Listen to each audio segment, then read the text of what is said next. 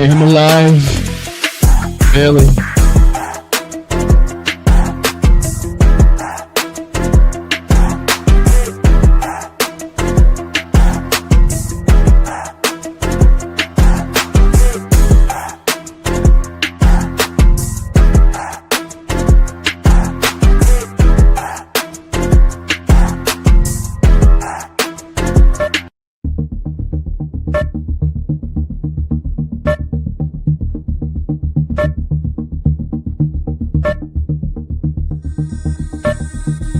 You're watching Blunt Politics with Boston Brian. What's up, guys? How's everybody doing? Welcome back. It's been a while since I've seen you. Appreciate your patience. I am alive. I wouldn't say I'm 100% by any means, but I feel like well enough to get on the camera and at least catch up on a little bit of the news that we've missed or that I've missed over the last few days. I appreciate you joining me. Make sure you hit that like button on the way in. It's probably going to be a little bit of a scattered show because, like I said, I haven't been feeling well. I haven't really been keeping up with a ton, or at least all of the news that's been going on. I've heard bits and little clips and bits here and there. So we're going to be talking about, obviously, free speech under attack. We'll be talking about America being led by just the dumbest people possible, trying to ruin us just in broad daylight. I don't know if you guys saw this either. This came out just a couple hours ago, and I saw Victor talking about this in the chat. Let's see if I can bring this up for you guys. It was Trump pressures. Where is it? Yeah, right there. Put this on the screen for you guys. Just figure this is a good place to start as any right here. This came out this morning. I believe it was a couple hours ago, if I'm not mistaken, in USA Today. And again, just going along the lines of, attacks on free speech, going after your political opponents, just in every way, this authoritarian government trying to, again, accrue power and trying to use their power in any way they seem or deem necessary. This is Donald Trump pushes Pam Bondi to move now on investigations into political foes. And I know this has been something that they've been talking about and threatening and, blabbering about. And Trump's been tweeting and Truth Socialing about it. But it seems like he's getting a little bit more serious in that Pam Bondi's going to have to get her wheels spinning on this. It says President Donald Trump appeared to publicly pressure his attorney general to take legal action against several of his political foes in a series of social media posts on Saturday, September 21st. We can't delay any longer. It's killing our reputation and credibility, Trump said in a Truth Social post addressed to Attorney General Pam Bondi. Justice must be served now. And then he named, people like James Comey, Adam Schiff, Letitia James, yada, yada, yada, as the story goes. But again, I mean, when are we going to put our foot down, right? Like, when is enough going to be enough? Like, it's not the attack on the First Amendment. It's not, again, taking people off the airwaves because they say things that you either don't agree with or that combat the narrative that you want to put out. Obviously, the big story that everybody's talking about is the removal of Jimmy Kimmel. Obviously, the merger and the FCC and ABC, and there's a lot of moving parts, but it's pretty clear to a lot of people. And again, one of those people is seemingly Ted Cruz, unfortunately, right?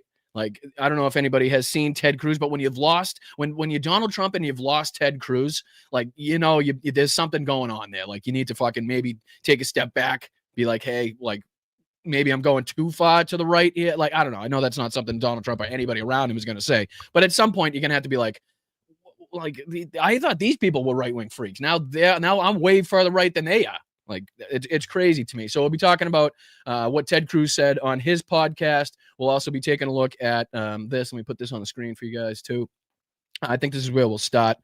We'll get to the free speech stuff and Jimmy Kimmel and Ted Cruz, and we got a couple clips from the I've Had It Ladies, I've Had It podcast, and a couple clips, I think, from Tim Pool trying to justify not only the removal of Jimmy Kimmel, again, these free speech advocates, these free speech warriors, small government, right? They don't tread on me, don't touch my shit, stay out of my business. All of a sudden now is okay and is pretty much demanding that the show The View, be the next people removed from their positions because of because of their opinions, basically, right? So this is, let me put this on the screen for you guys.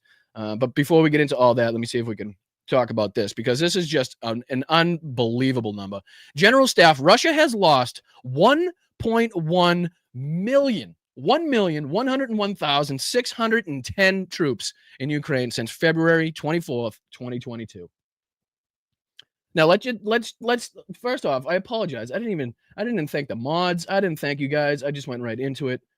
Thank you so much, Slacks. Let's go, brother. I appreciate you. Heroyam Slava to you. Right back at you from not only me, Mel, and Dungaree Dog Logan, but from the chat as well. Thank you so much. Mel has done a fabulous job this week of taking care of me, babying me, and pampering me. Got me all the drinks and bananas and all the stuff. So I've been doing everything I can to try to take care of myself. So thank you to Mel for everything she's been doing. Now, unfortunately, it seems like I've spread the sickness, and maybe it's maybe it's going around the house. So I apologize, but thank you for everything that you've done to take care of me as well. And thank you, Slacks. I appreciate you, brother. I was worried about me too there. I was worried about me too. It's weird how like sometimes when you're sick, you feel good for a day, like you think you're coming out of it, like you think you maybe, and then like the next day is just like right back into it. It sucks, but who knows? I'll live. I'll be all right. No complaints over here. No complaints over here. But this is just, I just wanted everybody to kind of soak this number in for a second, right? Since February 24th, 2022, 1.1 million. Like Jesus Christ. And this is, of course, as we're seeing. And I wanted to kind of pull this up as well because we haven't taken a look at this in a while. And this is as of yesterday. So this is 1.1 million troops, 23,280 armored vehicles lost, 62,168 vehicles and fuel tanks, 11,192 tanks, 32,927 artillery systems, 61,000 UAVs, 1,492 MLRSs, let's see, 422 planes, 341 helicopters, 3,718 cruise missiles, 1,218 anti-aircraft warfare, let's see, special equipment of just about 4,000, 28 warships, and a submarine. I mean, to add that up numerically, like figures and cost-wise, is astronomical. Like, I don't even know if we could I don't even know if anybody could comprehend the amount of money that has been just blown out of the sky, blown out of trenches, used, exposed, that type of stuff. Like, it is unreal to not only add up the number of troops that have been lost by the Russians, but the amount of equipment and what this must be cost. Like, it's astronomical, which is why we're seeing like the increased gas prices because of the Ukrainian continuing to attack Russian oil refinery, which is having an effect. We've seen, because I think gas prices somewhere damn near like $9 a gallon or something like that in Sevastopol, in that area, which is just outrageous. And then if you look, there's a video here. What video was I watching? Let me see if I can pull this up and see if it was this one that was showing the Russian gas prices. This is just, let me see if I can fast forward and get to my apologies, because you'll be shocked, because half of the gas isn't there. They got zeros on a lot of it. And then the gas that is there is extremely expensive. See, I know they did it somewhere in this thing. Fuck it. I keep doing it this way. Let's see. Russian gas prices right there. Boom, boom. There we go. Let's see. News. What do we get for the news? 1 month ago, 2 days ago. 1 day ago. Here we go. Don't mention the drone. Russian media admits empty gas pumps nationwide, rocketing fuel prices. Let me see if I can put this on the screen for you guys to see as well. Oh, thank you so much, guys. I'm so sorry that I'm missing. I appreciate you for the 10 gifted from, looks like Nordez, as usual. Thank you so much. And then from JD, I appreciate you guys. I really do appreciate you guys. I probably sound and look like shit. The only good thing is probably I've dropped a couple pounds this week. Probably about the only good thing. But I appreciate you guys. I appreciate your patience. I appreciate you sticking with me, even on Super Bowl Sundays here, now that I'm competing with the NFL again. But yeah, look at this. Don't mention the drones. It's okay in Russia to admit motorists might have trouble filling up their automobiles, but it's not okay to talk about all the oil refineries in Russia the Ukrainian drones have blown up. Now, if you look, I don't know if this is going to show some of the gas prices here. There you go. Here you go. Look at that. Look at that. So you ain't getting 95. Well, it looks like they got two 95s. I don't know if that's different. Looks like it might say something under the first one. So it might be two different types of 95, but you're not getting regular 95. You're not getting regular 92. And if you're getting anything else, you're paying out the wazoo. Right? And this is, I believe, I want to say, a lot of the talk was in the Sevastopol area. I'm not sure, but, in the general Crimea looking at these effects is, I mean, they're not happy. And again, and to say that you can talk about the fact that there's a lack of gas, but you can't talk about the fact that it's the Ukrainian drones that have been able to sneak through the Russian air defenses to again continue to attack their oil refineries as being the problem behind not having gas, right? So it's like they're kind of giving them the information, but they're not giving them the whole thing. You know what I mean? They're only giving them dribs and drabs. It's obviously it's propaganda. Obviously, it's to keep the people from knowing the extent of the Ukraine's extent to be able to strike inside of these areas and territories and get beyond Russia's air defense systems. That's something that they absolutely do not want to get out. But yeah, I mean, I thought this was pretty wild to see because as we've seen lately. Basically since Vladimir Putin returned home from Alaska after his meeting with Trump, basically they've turned up the gas. They've turned on the jets, right? They've kind of ramped things up to a level that will they thought would guarantee them the best possible negotiating stance at the table when it comes to negotiations. One second.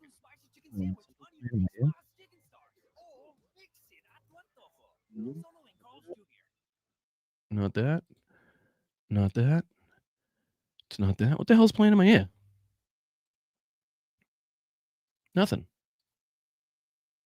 Okay. Well, maybe I'm going crazy. All right. Anyway. But yeah, so we've seen basically he's trying to get the best possible negotiating stance, at the table if it ever does come to that. If not just totally complete his goals, which is his ultimate stance. His ultimate position is to get his goals accomplished. But if he knows he can't do that anymore, what he's trying to do is again make it seem like Ukraine is unable to stop the Russian advance, which means that Ukraine would be in the position to have to give up the most or kind of come to the table with hat in hand because they were going to be run over or there's a threat that they're going to be run over and taken over, so they might as well surrender now so that they can keep some of their land or keep, you know what I mean? So that's basically the story that Putin's trying to write here is let's throw in as many troops into this possible area as we can. Let's send in as many missiles and as many drones. I think there was something like 600 drones overnight.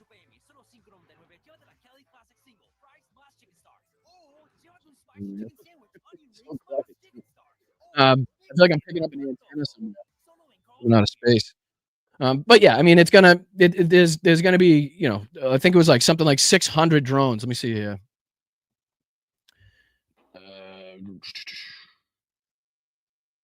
Russian drone attack last night. Yeah, Russia launches large-scale attack on Ukraine, killing 3, wounding dozens. Let's see here. There's a video. No, that's one day ago. Oh, my run. Yeah, let's see if this one. Massive drone and missile strike overnight in Ukraine, killing 3 people and wounding dozens. This is video from the aftermath in Kiev where strikes shattered windows and burnt windows. A strike on a residential complex in Dnipro injured 26 people. Ukrainian President Volodymyr Zelensky said Russia launched about 580 drones and 40 missiles that also targeted Ukraine's infrastructure. Poland and other NATO nations deployed their own fighter jets at the same time because of Russian drones flying into Polish, Romanian, and Estonian airspace. Right. So just a snippet of the increase in aggression, the increase in, just the daring nature in which he's trying to provoke NATO, or he's trying to get intel on how NATO would react. Right. I mean, there's a lot of cat and mouse going on here where it's like, okay, let's see how they react to this. Let's send, 1 or 2 in. Okay, let's send 19 in, but not very far. Okay, let's try this now. Let's see how they react here. So they continue to invoke Article 4. They continue to have talks about it, but is there anything really being done? So Vladimir Putin continuing to try to push that envelope and continuing to try to make this to seem as like he has the upper hand and he can do whatever he wants, which, as long as Donald Trump is in office, it seemingly seems like he's got that, he's got that power. I don't think that Donald Trump in any way, shape, or form has any way to combat what Vladimir Putin is doing right now, besides his useless words and useless Truth Social posts, his secondary tariffs that he's put on, which again has only kickstarted and ramped up things even more on the Russian side. It hasn't worked out. Let's just put it that way. But I want to play this clip. from this live now. Just this, I don't know. I forget if he's a general military member, but he's talking about the current situation and what's been going on. I think he gives a little bit of insight, a little bit more information as to what we're looking at, especially with the oil refineries, gas prices, and what Vladimir Putin's hopes are here. So let's see if we can get into this. Let me see if I can put this on the screen. And there's go. Our friend here on live now from Fox, Hal Kempfer, national security analyst. Thanks so much for joining us. And forgive me if Hal Kempfer is a I don't know what side of the aisle he's on. I don't know. I've never heard of him before in my life. But if he's got shit politics, I apologize for playing the guy's face on here. But as it pertains to his stance on this or the information that he gives on this, I think he gives at least some good information here. And Hal, yeah, I mean, it just seems like we were there at that moment where they met in Alaska, thinking, okay, maybe there's an end coming. Not even close. It seems like now. Oh, Mike, that did nothing except kind of boosted Putin's status. Of course, he went right off to Shanghai right after that and talked about basically that and we talked about this on the show. I mean, there's not a bigger slap in the face. Like when you're talking about heads of state, right? When you're talking about dictatorial powers, authoritarians, and fucking dignitaries. So there's ways in which they communicate depending on who they meet with, what goes on at those meetings, what they talk about, the handshake, the smiles. Like there's a lot to be read into when heads of state meet, when they're meeting. Like there's a lot to be read into that. Like there's nothing to be like, you can't push aside the fact that Vladimir Putin went straight from meeting Donald Trump in Alaska to try to again negotiate peace in Ukraine. Went straight to fucking meeting Xi Jinping, Modi. I mean, Kim Jong-un. Like he went to meet the worst of the worst of the worst directly after that to show Donald Trump like hey, I still have very powerful buddies that don't agree with you, that don't like you, that would help me in a heartbeat. If it got down to that point. And don't think for a second that because I met with you in Alaska that means I'm ready to come to the table, right? Or that I've changed my stance or position in any way. And just to prove that, I'm going to go meet with the arch nemesis of the United States, the head of that fucking country, and other people that are maniacal and genocidal and shit. You know what I mean? Thank you, Angela. I appreciate that. I really do. Thank you guys for sticking in and sticking with me. I was afraid if I didn't do today's show, you'd probably forget about me altogether, and I would just never be on I'd never be on again. So I appreciate you sticking through me with this. And like I said, I apologize for being behind on the news, but that's just what happens. I couldn't even bring myself to watch. I have watched every YouTube short since, I don't know, 2012, I think. But other than that, I really haven't been caught up in too much. So I appreciate it. But let's just see what he's got to say. Yeah. The West's attempt and the U.S. attempt to isolate him had failed, and that we had to deal with Russia because it was such a in his mind a great and powerful. And I'm pretty sure one of these buildings that they show, and I'm not sure if this is from the recent strike or if this is just combined footage from multiple recent strikes, but I'm pretty sure one of the buildings that they show is the government building that we stayed directly, like pretty much right next to. Nation, that basically he had gone out there and established himself in the world scene. The reality is there was no momentum that really came from that. There was hopes, certainly going into that meeting, and then coming out of it, there was that big meeting in Washington, D.C. with 7 senior European leaders, and then that right there. There you go, right there. That looks to me like the government building. And I'm not sure if that was struck again or if this is from an earlier, from an earlier strike. Things just kind of faltered, and here we are. Last night, what you saw was over 600 drones and missiles, mostly drones. Some of them are decoy drones, not actual drones, but they were sent flying into Ukraine. And of course, the issue is that some of these drones have been flying past Ukraine into Poland. Poland's actually had to shoot down a few drones. And then, of course, the other part, which is you got Russian aircraft, MiG-31s, overflying NATO territory. So, guys, I hope to make a huge distinction between, Shahed drones or unmanned drones and actual MiG-31s flying over NATO territory. Like, that is a huge difference to actually put your like a manned aircraft into NATO territory as opposed to, a remote controlled drone, a Shahed that is just launched and kind of fucking knows what, you know what I mean? Like it's a lot different to be able to send a Russian pilot into NATO airspace in a MiG and see what the hell happens, see what the reaction is. Like, again, they're kind of Vladimir Putin, again, testing the water, dipping his toe in to see what the reaction is, like gathering intel. Okay, you don't think there's, Russian fucking intelligence officers all over the place looking at the NATO reaction, studying what they do, where they move planes, where they move troops, who they call, what the fucking meeting, entails, what comes from the Article 4 meeting.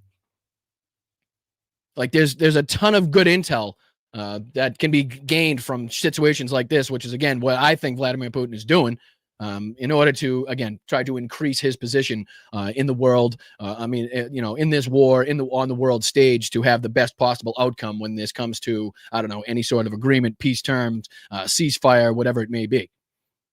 It's very provocative. In fact, it's about as far off as what anybody could have hoped of during the Alaska meetings. It's the complete opposite in many ways.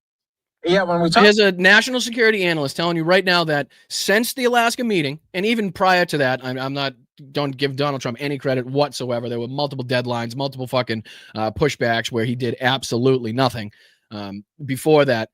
But this is a national security analyst saying that after the Alaska meeting, the exact opposite of what we had hoped to happen has happened. The exact opposite. So we were hoping for ceasefire. We went into that hearing Donald Trump talk about ceasefire. Came out of it. Donald Trump no longer wants to talk about a ceasefire, no longer cares about a ceasefire. And Vladimir Putin increases the drone strikes to 600, 700 a night. And again, not attacking military targets, sending drones and MiG-31s into fucking NATO airspace. Like, what are we doing? What are we doing here? Are we going to get serious in this country, or are we not going to get serious? Are we going to leave Ukraine exposed like they are? I mean, even though I know the new weapon shipments and the new, I forget the name of the new deal. It's a ridiculous name if you ask me. But the fact that, other people are now paying for the weapons, but we'll send them over. I believe the first couple shipments have already gone over there, which are, Patriot artillery systems and rockets to be, so they can shoot down the incoming drones, a lot of defense stuff. But again, they need the ability to strike deep inside of Russia. They need the ability and the weapons to be able to take out these places that are launching the MiGs, that are launching the drones before they get in the air.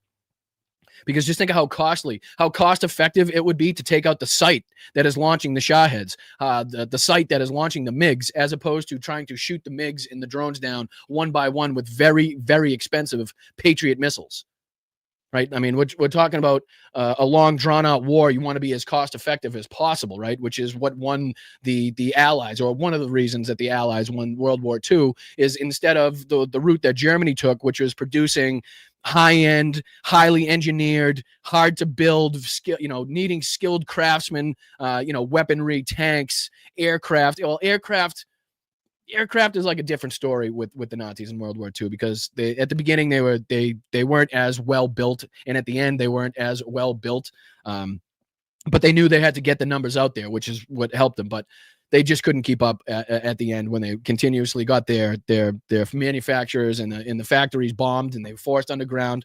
But still, to be able to take out the Russians at the epicenter where these things are starting, where they're launching the drones, where they're launching the MiGs, where the fucking troops are being held and stationed, and fucking, where they're getting rest, even though they're not. Like, that's, if we could take out those sites, just think how much that would save us in the back end, not having to deal with as many incoming drones, not having to launch as many Patriot missiles, which is saving us money in the long run, giving Ukraine the extent to fight a longer war. If it comes down to that, hopefully not. But, that's just, again, some moron from Boston and my thoughts.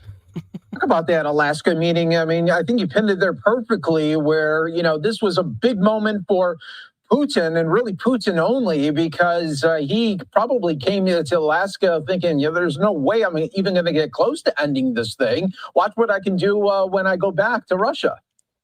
Well, he doesn't want to end it right now. First off, you have to look at the ground. They're in the middle of a kind of a summer offensive. All right. So do you hear what he just said? He doesn't want to end it now. And that's not like a revelation. That's not something that we didn't know. But that is something that the president, in my opinion, the president of the United States should be saying day after day after day, putting the pressure on Vladimir Putin, putting the pressure on, getting people riled up in his own country, the nationalists, the people that are, not happy with the process or lack thereof that has been made by the Russian military. They thought this was, again, going to be a 72-hour operation. They were going to fucking march right into Kyiv. They were going to fucking install a puppet regime, and it was going to be over, kaput. Everything was going to be all set. Clearly, that has not happened. 1.1 million soldiers later, what I would do if I was the president is continue to go out there and say, listen, Putin can't end this right now. He will be chopped. His head will be fucking lobbed off by the people behind him if he ends it right now, because of the failures they have seen, because of the fucking failure to take over a vast swaths of territory like they said they were going to. Right? Like I would put the pressure on him, put it on him, put it back on the people that are pressuring him from the background, which there are people. Let's see. No, Brian, it's worse than that. Trump is effectively leaving Europe unprotected. I wish I had proof it was on purpose. I mean,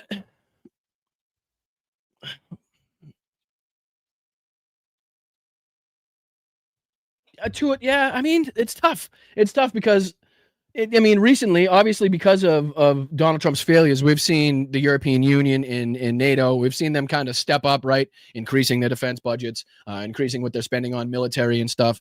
And they know that that's because the failures of Donald Trump, and they know that he's not going to step up to Putin. He's not going to put his foot down and make this stop. So, but on the other hand, he's still, it doesn't make any sense, and it never has made any sense the way he's approached this. You know what I mean? To kowtow to Vladimir Putin, but to not allow Ukraine to have the offensive weaponry necessary, and to make it seem like you have to go about this roundabout way where they got to pay for it, and then they'll pay for it. No, okay, then we get it, and then we'll ship it over there. It's like, what are we doing? What the hell are we doing? Like, this doesn't have to be that complicated at all. I would say a floundering summer offensive. It hasn't really uncovered much territory at all, and they have taken horrendous losses. So the only thing that I really had, I just wouldn't say that Europe is unprotected. I think they've known for a long time, especially the bordering regions, the bordering states, the ex-Soviet states, have known for quite some time and have done extensive work. What is it? Is it Sweden that has the underground, like the entire underground city? Hold on. Let me see here.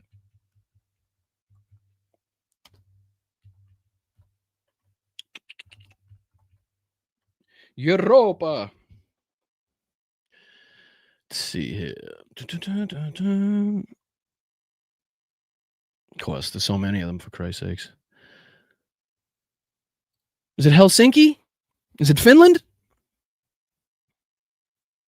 Reject. Yeah, you guys are probably smarter than me in the chat. Is it Finland? I always get it mixed up.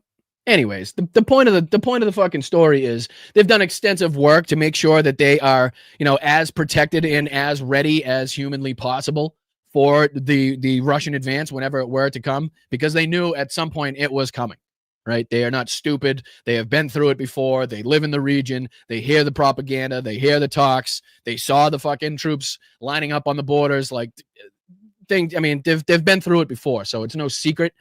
And it hasn't been any secret. So they've done extensive work, a lot of these bordering areas and regions and countries, to make sure that they are protected and as ready as possible. And again, that does not mean they're ready to, take on Russia by themselves. But again, if they all combine together and they all fight together, and again, even beyond that, if we can come right now to our senses and help Ukraine with every bit of military equipment that we could possibly help them with, offensive, defensive, or otherwise, and make sure that we can, get this job done as quick as possible, then, this is what we're going to be dealing with. We're going to be dealing with, these backhanded deals. We're going to be dealing with, Ukraine having to, again, I don't know what the hell, like, use their defensive weaponry as often. I don't even know what the hell Donald Trump expects them to do with just defensive weaponry.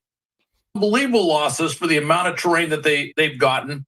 Now they're getting ready. They've built up a force of about 100 to 150,000 troops. They brought in all this. It's another great point that the president of the United States, if we actually had one, would be making. The amount of fucking losses per the territory for the territory that they've gained is astronomically shitty. Like, it is fucking ridiculous to think that you could lose that many fucking people, you know, dead, wounded, or fucking blown apart, taking over just the regions that they hold right now, as opposed to, again, waltzing into Kyiv in 72 hours like they thought they were going to do. Armor and everything else. And they're looking at doing this big fall offensive. So they're going to move from the floundering summer offensive to a fall offensive. No, the Ukrainians have all. What if we have a shutdown? What happens then? Well, I believe the first couple shipments have gone out. I'm not sure as to what would happen after that if there were a shutdown. I'm sure those shipments would have to be agreed upon somehow, and I don't know if that could happen with the shutdown. Doesn't seem to me like it would be plausible if the government is shut down for them to agree to continue to send those things. But I know that the first few shipments, I believe Hal Kempfer, or whatever his fucking name is here, mentions it in here that, you know, the first couple shipments have gone out a bit. It was like a $5 billion shipment, if I'm not mistaken. And then I forget the price on the other one. Also been moving up their defenses. They have a very strong belt up there with there's 3 cities that is just this impregnable Ukrainian defensive belt that are standing in front of them. And they're going to have this pitched, maybe decisive battle, if you will, that takes place this fall. And I imagine there's going to be a lot of Russian casualties, probably higher than normal, that come in. And we'll see which way that goes. But in Putin's mind, even though he's losing 1,000 troops a day, he thinks he's winning, even though his marginal gains on the battlefield are virtually nothing. In fact, right now, Ukraine, which is vastly outnumbered by the Russians, is engaged in a counteroffensive and retaking some of the villages, some of the towns that Russia took.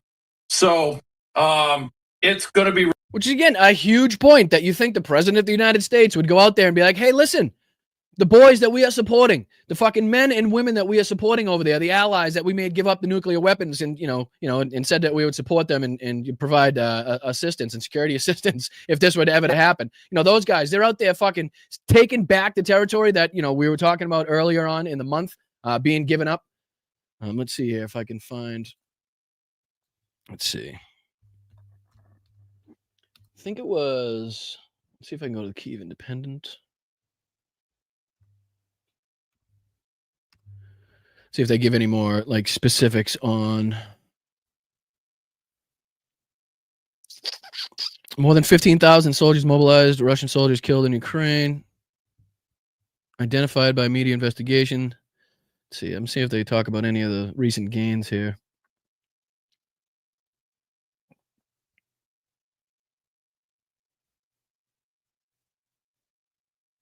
I think that would be front and center.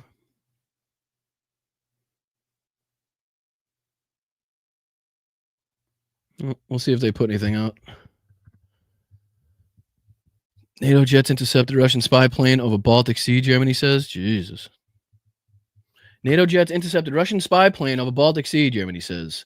NATO scrambled 2 Eurofighter jets over the Baltic Sea on September 21st. That's the day after a Russian reconnaissance aircraft was detected flying without a filed flight plan, the German delegation to NATO reported. The aircraft in IL-20M departed from Russia and entered international airspace without establishing communication, making visual identification the only way to confirm its presence. According to the German Air Force, after visually identifying the aircraft, the Bundeswehr handed over its escort to Swedish NATO partners equipped with radar, signals, intelligence, and electronic warfare systems. The IL-20M is designed to track communications and air defenses, providing intelligence for Russian operations. Its interception marks the latest example of Russians testing NATO's eastern defenses.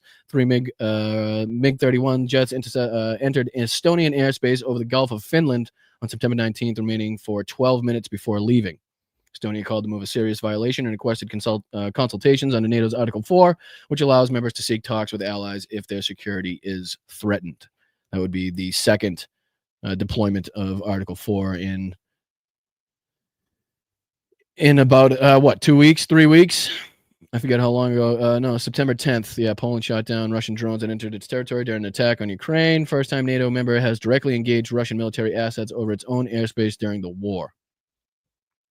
Craziness. Again, testing the waters, testing the air defenses, trying to gain intel. There's only a couple more minutes of this. Let me see if there's... We already did that one. We did that one. We did that one. All right, let's just see if see if he gets anything else out here. Bam.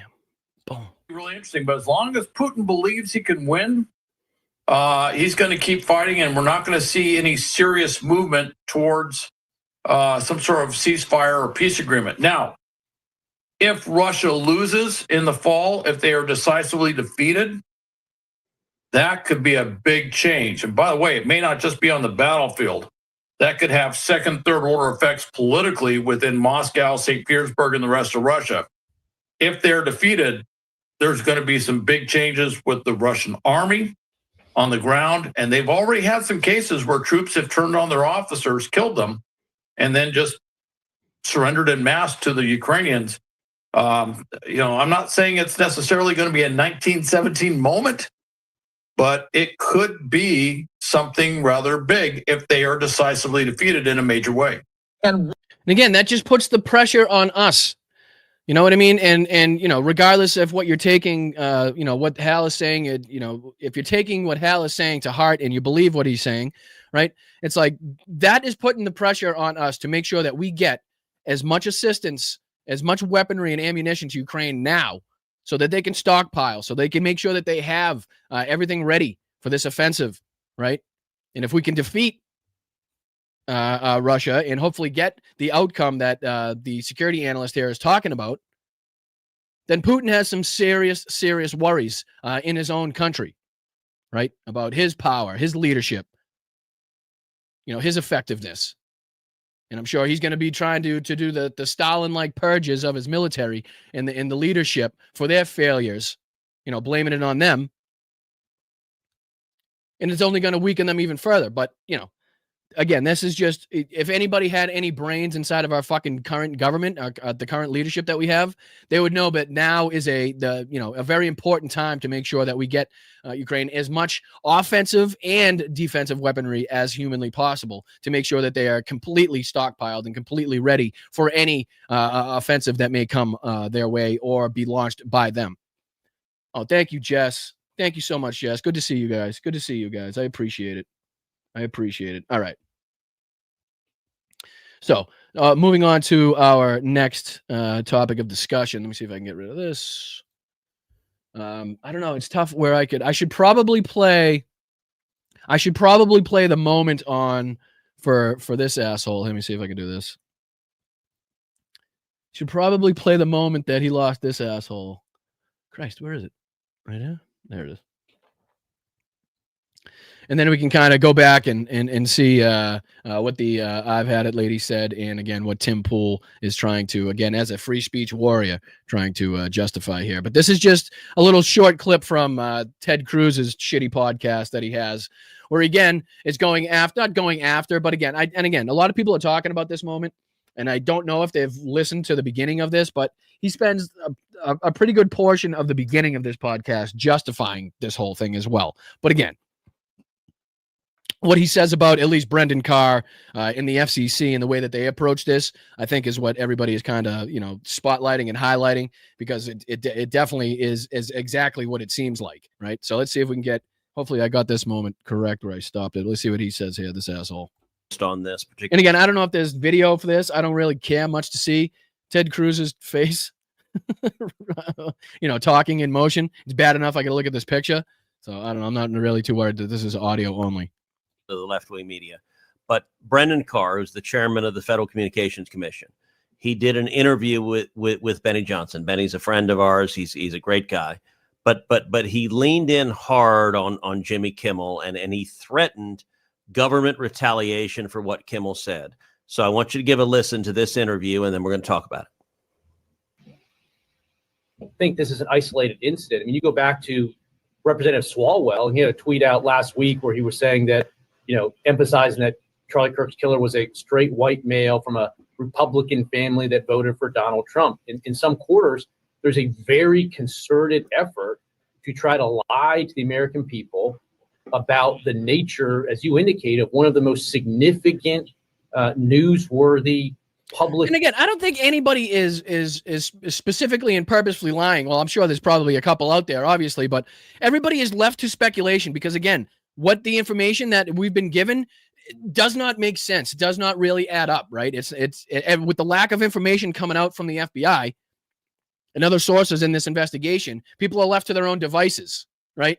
So we can only get, and again, the reporting coming out this has changed several times. It's been fucking, this report's gone out and that's been fucking retracted. Another reports have gone out and that's been retracted.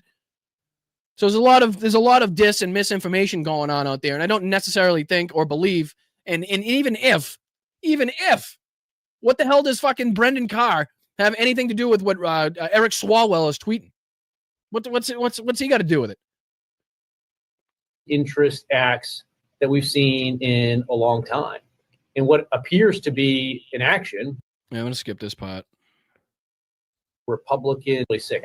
I want to reinvigorate our entirely different FCC, and that comes with it an obligation to operate in the public interest. And we can get into some ways that we've been trying to reinvigorate the public interest and some change. Come on. Ahead. How long you talk for? Have an on-air apology from Jimmy Kimmel because movement killed rear on other network, and respectfully, threat the whole thing. Problem. Very reason why you're no, there is dangerous as hell. For people that are listening, because this is going to be quote. All right, let me go back. I work closely with it, but what he said there is dangerous as hell. For people that are listening, because this is going to be quote controversial, so I want to make sure we explain it clearly. I don't know who the guy is on the other side of the fucking mic, with Ted on his podcast there, but he knew right away.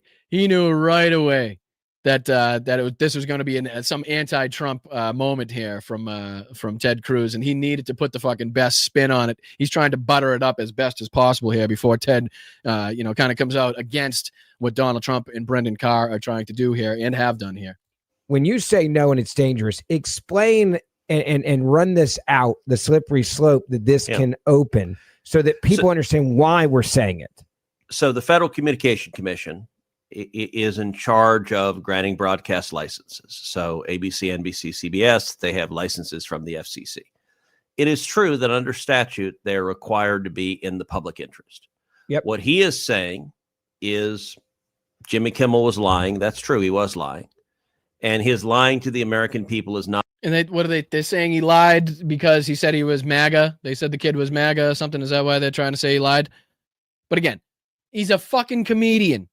He's a comic. Free speech. What are you guys the warriors of? What are you supportive of? What do you guys believe in? Because it sure as hell isn't the fucking Constitution. It sure as hell isn't the rights that we've been granted. Because you only believe that those rights should be granted to people that you believe are worthy of those rights. Please explain to me how this fucking works. How the party of small government, the party of don't tread on me, the party of stay out of my fucking business, the party of free speech, and I should be able to say anything the fuck I want. Can you please explain to me how the hell they can be for removing people? Anybody? Because of something they said? And again, there wasn't a it wasn't stochastic terrorism. He was wrong about one of the facts that he got, that he said in the monologue.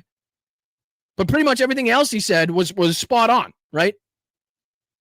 It's fucking unbelievable, the hypocrisy that is displayed by these people on a constant and daily basis. And they just don't fucking see it. They just don't see it. They're just clapping and cheering and loving it, right? As the government tries to fucking encroach. And again, the party of small government is clapping it all. What the fuck are you guys talking about? Not in the public interest. And so he threatens explicitly, we're going to cancel ABC's license. We're going to take them off the air. Yes, and the whole thing with the merger, I mean, everybody knows it, and I don't care to fucking listen to this asshole anymore. I just kind of wanted to have you listen to the fact that he called it extremely dangerous. Let's see if we can jump to what the I Had It ladies had to say about this exact thing here. Let's see. We have some major breaking news, very important news for iHip News. When the Trump regime started attacking the First Amendment, of course, that's sad in a big sense. But in a tiny sense, it made me most sad that I wouldn't be able to publicly shame and berate and browbeat the unfuckable, unlikable piece of shit senator from Texas, Ted Cruz. That was the part where I was like, I can't focus on the big part of it. I just want to narrow it down. because I'm going to miss publicly shaming that asshole. Yeah, that's a good point too, PB. That's a good point too, because people are pointing out like, well, Donald Trump actually called for this in a Truth Social post way before Charlie Kirk was murdered. So we can't be using that as justification for the removal because it was being called for before that actual event actually took place. So can we get real about the fact that you just don't like anybody that disagrees with you, makes fun of you, talks about you in any way that you don't approve of? Shouldn't be on camera, shouldn't be on air. He said it to multiple reporters lately.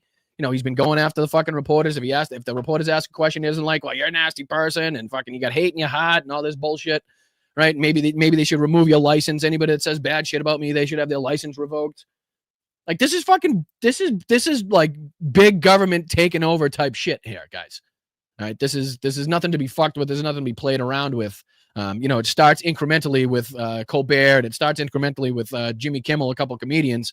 And next thing you know, they're removing everybody on YouTube, Twitch, and every other one of these social media platforms that has anything bad to say about the Republicans or Donald Trump in particular. You guys aren't going to believe this. Kanks has lost Ted. What? Ted is speaking out. Ted Cruz slams FCC chair Carr for threatening the media. And again, I caution anybody to kind of read too deeply into this and to say, I don't think he actually slammed it. You know what I mean? Because again, he spent the entire beginning half of the podcast, elated over the fact that Jimmy Kimmel was removed because of how much Jimmy Kimmel made fun of him and all this shit.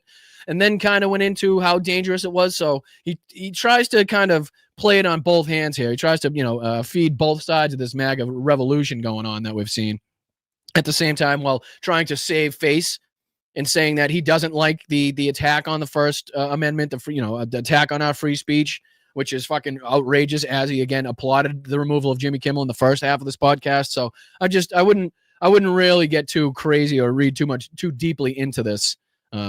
But it is good to hear, somebody on the other side or somebody on their side of the aisle at least recognizing or at least saying out loud how dangerous it is to say that we could do this the easy way or the hard way, and if they don't remove Jimmy Kimmel, then we're gonna have to do some more work here at the FCC to block a merger that ABC and everybody else desperately wants. Yeah, what he said there is dangerous as hell. That's right, out of mafioso. It might feel good right now to threaten Kimmel, but when it's used to silence conservatives in America, we will regret it. Right. Which is the fucking, oh, sorry, I'm not even on the screen. My apologies. Which is the exact fucking point of this whole thing, though, right? And I hope people recognize this. They don't care that it's happening right now.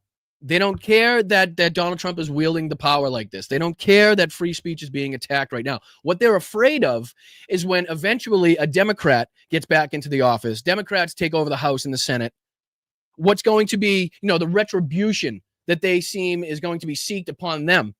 Right. So they don't care that it's happening right now. They're like I said, fucking Ted Cruz was elated that Jimmy Kimmel was removed from his fucking post. Right. They don't care about that. What they're really worried about, at least the people that somewhat have a brain on their shoulders, is like, hey, listen, we're not going to be in power every fucking term, all for the rest of fucking, eternity here. Like at some point, the Democrats are going to get back in office and are going to use this power against us. So we better watch the fuck out here. Like they don't care that it's a straight attack on the Constitution. They don't care that it's a straight attack on basically the freedoms and the rights that were granted to us as American citizens that should be afforded to every single one of us, regardless of color, creed, nationality, race, your fucking religion. It doesn't matter. But again, they are only worried about when it is going to be when the script is going to be flipped and it's going to be put on to them. Anybody that's kind of scared about this, that's what they're worried about. They don't care that it's happening now. They don't give a shit about, their people, ripping up the Constitution and fucking lighting it on fire. What they're afraid of is when the Democrats put it back together and they get in office, how they're going to use these same powers against Republicans. That's what they're fucking worried about. Even assholes. And they fucking better be. Have moments of clarity. Even unfuckable, unlikable pieces of shit like Ted Cruz are capable of moments of clarity. And as we fight these insufferable titty baby fascists, welcome Ted. Welcome to the resistance. And it gets worse. Okay. So he cannot just say this and not be a prick. He can't just say this and not embarrass himself. He can't just say this and not make a huge ass of himself. So I'm going to play this. Oh no, are they going to talk about his fucking shitty Godfather impression? Please. Oh, Jesus. I apologize in advance to any Godfather aficionados, any Godfather fans in the house. This might be hard to listen to if you haven't heard it yet. This may be a tough listen, but I do apologize. This is, again, not coming from anywhere in my space, but I do apologize if that's what she plays. Video clip from this interview, and at the end he does some acting in it. So you don't want to get out of this video. Just buckle up, buttercups. All right, Seth, play the audio. So the Federal Communication Commission is in charge of granting broadcast licenses. So ABC, NBC, CBS, they have licenses from the FCC. It is true that under statute, they're required to be in the public interest. Yep. What he is saying is Jimmy Kimmel was lying. That's true. He was lying. No. And his lying to the American people is not in the public interest. And so he threatens explicitly, we're going to cancel ABC's license. We're going to take him off the air. So ABC cannot broadcast anymore. And I got to say, he threatens it. He says, we can do this the easy way, or we can do this the hard way. Yeah. And I got to say, that's right out of Goodfellas. That's right out of a mafioso coming into a bar going, nice bar you have here. It'd be a shame if something happened to it. And Christ. What an insufferable. Oh, Jesus. It's literally from fucking nothing ever said.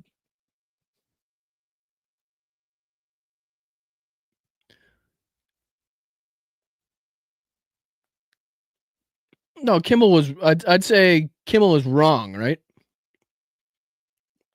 There's a difference between lying and being wrong. I think we can agree on that. No, absolutely fucking not. Absolutely not. There's nothing worse than the Boston accent trying to sound like a New York Italian. Worst impression gold.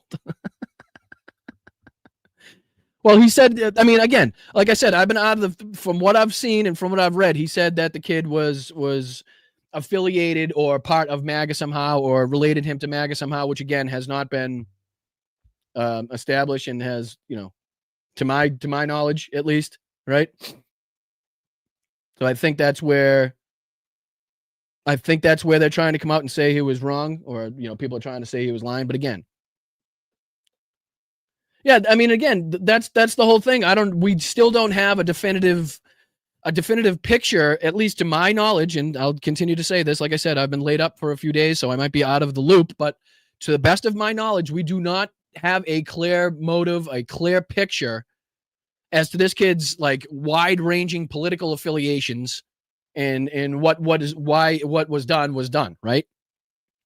There's little bits and pieces that we're trying to connect the dots in between, but again, that's everybody speculating between the lines. You need to put that on the soundboard. Hold on. Happened coming into a bar going, nice bar you have here. It'd be a shame if something happened to it. And I don't know if I could use that. Jesus, I might throw up every time. What an insufferable douchebag. What a grandstander. Yes. I mean, first of all, if you can't nail the accent, Ted, don't. Hold on. NBC reported 3 FBI sources saying there is no evidence linking Robinson to left-wing groups. Kimmel said MAGA was running cover, trying to act like he was one of theirs, which is exactly what the governor of Utah said. The governor said this kid was one of theirs, meaning he was from a MAGA family. I think that's been established, right? I mean, I don't think there's any doubt whatsoever that his family was, a Republican, heavily Republican-leaning, voted for Donald Trump family, right? I don't think that's been a question, that part of it. So yeah. Don't do it. Don't do it. Secondly, Jimmy Kimmel didn't lie. The person that lies. Yeah, and that's a good point too, because in this same podcast, fucking Ted Cruz himself states it as fact that this kid is, again, part of a left-wing ideology, a leftist. You know what I mean?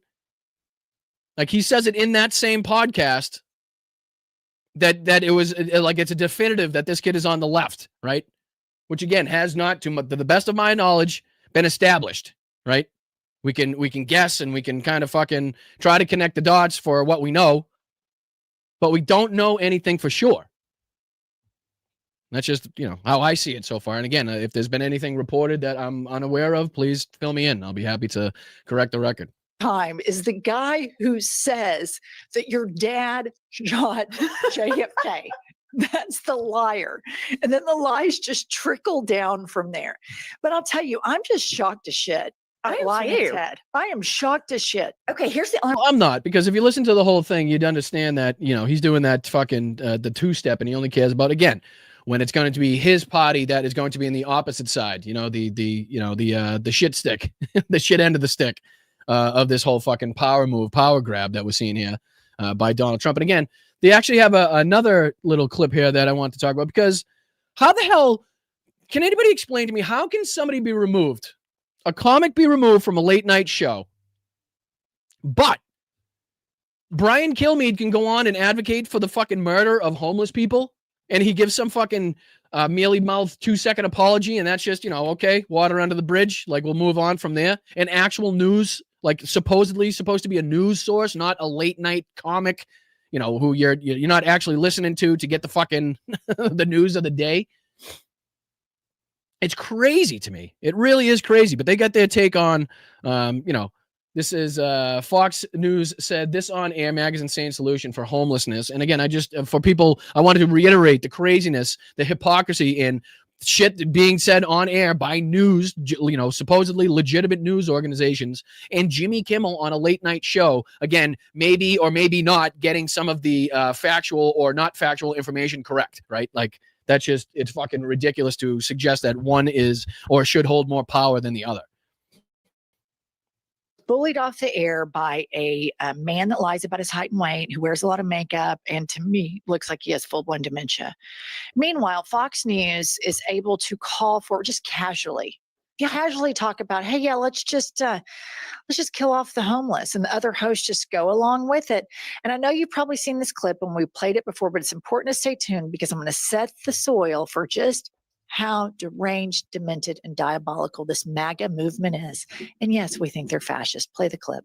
And the homeless population, a lot of them don't want to take the programs. A lot of them don't want to get the help that is necessary. And I got to say, this motherfucker got off easy, too. This motherfucker got off easy, because ain't nobody demanded a fucking apology from him that I've seen.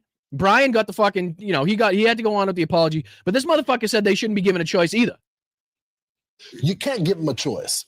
Either you can't give him a choice. Can we talk about that? I mean, I know that his partner went on to say that we should fucking give him lethal injections, whether they like it or not. I know that kind of took the spotlight. Can we talk about how the guy on the other side of the couch said we shouldn't give fucking American citizens an option with what's going on in their lives and what happens to them?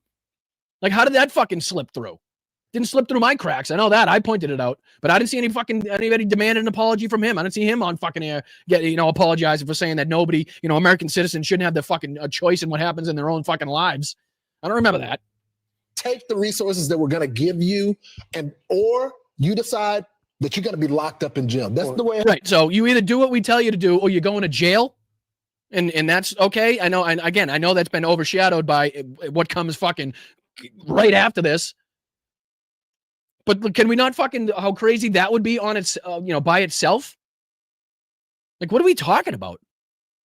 Has to be now. Or in forced detention. Now, where have we heard forced detention before? Where have we heard lethal injections before? Where have we heard, fucking stomping on freedom of speech and combating what the media says? Where have we heard all of that before? It's crazy. It's almost like when we call them fascists, it's almost like they're acting like fucking fascists. It's almost like when we call them pieces of shit, they are pieces of shit. So don't fucking come at me and tell me that it's my fault for calling them fascists that's fucking stoking all this shit. Stop acting like fucking fascists, and we'll stop calling you fucking fascists, you fucking fascists. Voluntary lethal injection or something. Just kill them. Yeah, Brian, why did it have to get to this point? Right? Yeah. Shut it. Yeah, sure. Yeah, no big deal. Yeah, and again, even her. Why did we let it get to this point? Meaning all of those things should have taken effect earlier. We should have done all of those things earlier on. So all fucking 3 of them should have been forced to apologize. We're just going to kill people. Why did it get to this point that we're forced to kill these poor homeless people? Because, oh my God, they're such an inconvenience for us. So inconvenient. I guarantee you, over 95% of the people that watch Fox identify as Christians. 100%. And the reason there wasn't huge backlash against him in that clip is because that 95% agrees with him. It's a great point. It would be easier. It would be more efficient. We wouldn't have to deal with these loony people. Right. And so then what happens when you have people in power, in positions of perceived power, of visibility, disparaging and dehumanizing homeless people? A lot of homeless people are vets, having served in the military. A lot of them have mental illness, means that. And a lot of them work full-time jobs. Get that through your fucking skulls. Full-time fucking jobs, living on the streets. Can't afford the fucking house. Can't afford the apartment. Can't afford the rent. Car payment's too high. Can't put food on the table. Got to choose one or the other. Got to rob Peter to pay Paul. It's crazy that we think they're all just fucking out there fucking roaming the streets, fucking, hunched over, touching their fucking nose to their toes because they want to be there. They're ill, and mental illness is not something that we should judge people for. It's the same as having any other type of illness. And a lot of homeless people are just broke. They're poor. They cannot afford to live in the United States of America because the wealth gap is so massive and nobody gives a shit to raise the minimum wage. So after stuff like this happens through this propaganda channel to dehumanize homeless people, very sad to report the following. Play the video. Multiple victim shooting in which 8 people have been injured by gunfire. This time this occurred at a homeless encampment. The people of Minneapolis, but unfortunately, here we are yet again in the aftermath of a mass shooting. This is not normal. I'm providing details on yet another. And if I'm not mistaken, there were 2 said instances, right? If I'm not mistaken, 2 said instances, if not more, where homeless people were targeted after Brian Kilmeade went on Fox News shooting to say that they should be targeted, to say that they should be fucking forced to do one thing or the other, or given a lethal injection if they do not, comply. I believe there was some hangings, right? Which is fucking unbelievably crazy. I don't know. Like I said, I only kind of caught glimpses of that. I'd have to go back and take a look at what has been found to be reported on those incidents. But yeah, what was it? 2 incidents, 13 people shot in total. Appreciate you, Jim. Thank you, buddy. Thank you, buddy. I appreciate that. Correct, Lightfoot. The definitional use of the word stochastic terrorism is that, right? Let's do a little schoolwork here, guys. Let's do a little schoolwork.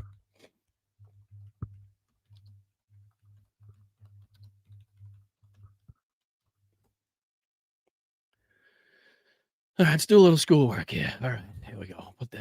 What happened? Where'd I go? Where am I? Hello? What happened? Am I on the stage? Hello? Bueller? I'm looking at a black screen. That's all I got. I got a black screen.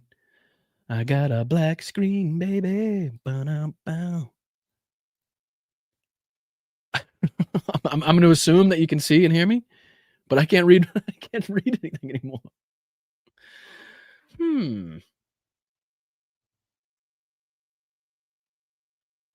Why is nothing working? That's working. That's working. But if I share this tab instead, I just can't see anything on the screen.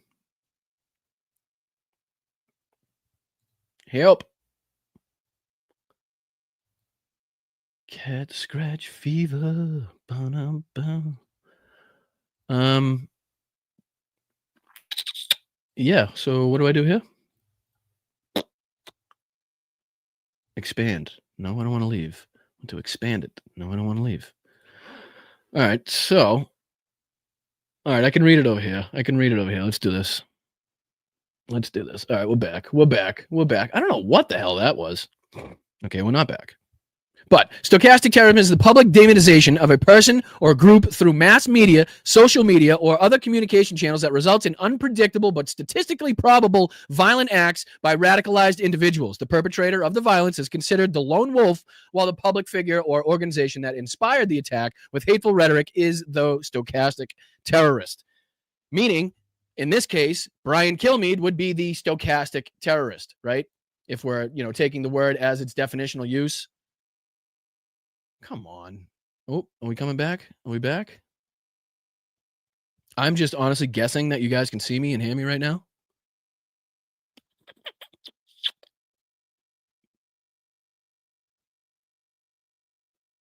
Why is it being so fucking weird?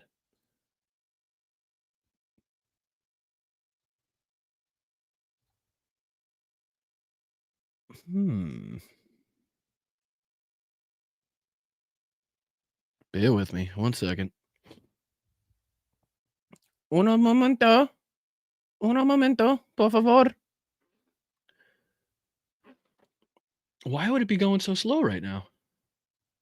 Am I under attack from the deep state? Am I under attack from the deep state? This is crazy. I don't know. All right, I'm bringing it over here. Where am I? It's just StreamYard is not showing me anything but nothing. I got nothing. So I'm just going to hope that you guys are still there, and we'll go on to our next little subject here, which is going to be Timmy Pool. Timmy Pool, again, justifying this whole, I don't know what's going on. Do I have to stop it and start it again? If I exit out, does that mean I can come back in after? I'm going to exit out for a second and see if I can come back in. Because I can't see Shiza. Nothing. So I'll be right back.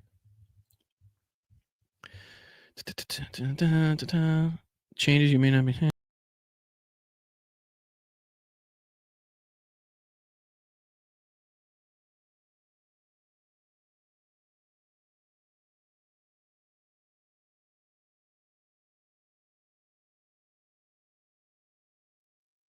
Am I back? Jesus Christ. I don't know. Sometimes it just weird shit happens. I don't know. Doesn't make sense to me. Never does. I don't try to understand it. If you do try to understand it, you'll just go insane. So what do you say we take a look at old Timmy Pool here, trying to justify this? The View could be canceled next after Jimmy Kimmel, Charlie Kirk comments. This is Tim Pool's latest and greatest. Let's see what he's got to say here. Hopefully you guys are still with me. Hopefully you guys can still see it. And let's get into it. I appreciate you guys. Hit that like button. I'm Boston Bryant. This is Blunt Politics. I appreciate you joining me. Let's go. You come to me and say, but what about my free speech? And I say, ABC is a private company. They can do whatever they want. And you go, but that's hypocrisy. Free speech means no. I seem to recall XKCD saying free speech does not mean you can say whatever you want. The First Amendment only protects your right to not be arrested by the government. Oh my God. I didn't think we would have to do this. I actually just erased it. But again, apparently we have to do this. Apparently it's school day for Tim Pool here. Jesus Christ. All right. So let's just talk, brass tags here. I'll even see if I can zoom in a little bit. Free speech is the right to express one's opinion and ideas without government interference, retaliation, or punishment. This broad concept includes spoken and written words, as well as symbolic actions like protests and wearing certain clothing. In the United States, this right is protected by the First Amendment, though it is not absolute and has exceptions for things like true threats and incitement to violence. Brian Kilmeade. What is included in free speech? Spoken and written words expressing ideas and opinions through talking or writing. Symbolic speech, actions that convey a message, such as protesting, wearing certain clothing, or artistic expression, receiving and imparting information, the right to not just express, but also to receive information and ideas from others. Let's see here. Free speech primarily restricts the government, not private individuals or companies. It's in the United States. First Amendment to the Constitution is the primary legal protection for the freedom of speech. Here's some limitations. True threat, speech that poses an immediate threat to someone's safety. Speech that is intended to and likely to cause immediate illegal acts. These are not protected by the First Amendment. Obscenity and child pornography. Fraud, speech used to deceive others for financial gain is not protected. Don't see anything on here about comics. Not see anything about comics. You know what I mean? And again, we all know things like yelling fire in a crowded theater, or I don't know if there's bomb on an airplane. Does that count nowadays too as well? Like things you probably can't say, especially if you're, if it's not actually happening, because people could get seriously injured or something could happen because of that, right? Which is, again, stochastic terrorism. What we go back to Brian Kilmeade talking about on Fox News, again, probably still, I'm sure, the most watched news network in the country, actively going out and telling people that homeless people don't deserve the right to live, don't deserve the right to choose what happens on their own path. Just go out there and either, lethally inject them, or if you got a gun, that's probably, just as good. I'm sure, if Brian Kilmeade were to have gone on with what he was saying there, I'm sure he would have given us a little bit more insight into actually what he was feeling. But yeah, I mean, I don't know what Tim Pool's trying to pull here, but I think he knows damn well, and he's trying to, again, justify this to his MAGA base. Let's see if we can get back to him. Here's the reality. I am not going to stick my neck out and defend nasty, evil people who lie every day, lie about me, lie about you, lie for political. But that's the whole thing, Tim. You're not sticking your neck out to defend the person. I'm not defending Jimmy Kimmel, right? I'm not fucking out here like because I'm like best friends or like, so much a fan of Jimmy Kimmel that's why I'm enraged. I don't give a fuck who it was. Colbert, Kimmel, anybody. Doesn't fucking matter. What we're fucking upset about and what you should be sticking your neck out for is the rights of the people in this country. And again, those rights being trampled upon by the government that you say should be a small government that shouldn't tread on people. But again, go on to justify this bullshit. Political power. Ain't going to happen. Now, you may say we shouldn't get shows taken off the air because they have naughty opinions. Well, I'll tell you this right now. The way I see it is, you're not us. You live in a completely different world, and you're okay with that. We have tried to negotiate and beg for... And just think of how this goes against everything that Charlie Kirk supposedly stood for. Like WWCD, like what would Charlie do in this situation is what Tim and the rest of these fucking assholes should be asking themselves. Do you think, the free speech warrior, the guy that went out there and, fucking debated people on college campuses all over the place and gave people the right to a microphone and, you know what I mean? And was out there arguing the points and shit, whatever they want to say. Does that sound like somebody that would want to, like, wasn't there a case where the South Park episode that was making fun of Charlie Kirk was actually pulled by the South Park guys, by their team? And it was actually said by Charlie's, inner circle or his team there that Charlie wouldn't have wanted that to be taken down and to put it back up. Even like Charlie even had like his profile picture being the fucking, the South Park character, right? So does it sound like something like, it seems to me like you're going against even what you seemed to, the guy that you supposedly beloved was supposedly out there espousing. You're completely going against everything that he would have wanted. So it doesn't even make sense on your own account to your own people. For unity. Charlie Kirk said, he said, prove me wrong. That's what his canopy said. Prove me wrong. They couldn't. So they tore out his tongue, figuratively. They ended his life. And now who the fuck is they? Who is they? They didn't do shit. I didn't do shit. I can tell you that much. I didn't fucking drive nowhere. I didn't stuff nothing in a backpack. I didn't stuff nothing in my pants. I didn't fucking disassemble and reassemble a rifle 47 fucking times. I didn't change my clothes 42 times. I didn't leave a screwdriver on the fucking roof. I certainly didn't advocate for the fucking murder of Charlie Kirk, and I certainly never would. So I don't know where the fuck you get this they bullshit, but if you can stop and be more specific with the people that you're actually fucking calling out, that would be very much more helpful. You and these other shows are at risk? You think I'm going to lift a finger for you who fanned the flames? No, I don't expect you to lift a finger for any individual. What I expect you to do is continue those, principles that you don't have, the beliefs that you don't have. At least try to make those somewhat fucking in a straight line, right? Whether it pertains to them or it pertains to you, I'm going to keep my beliefs the same. I'm going to keep my principles the same, right? Even if it affects me negatively, whether it affects me negatively or positively, I'm going to keep my fucking thinking, what I believe the same.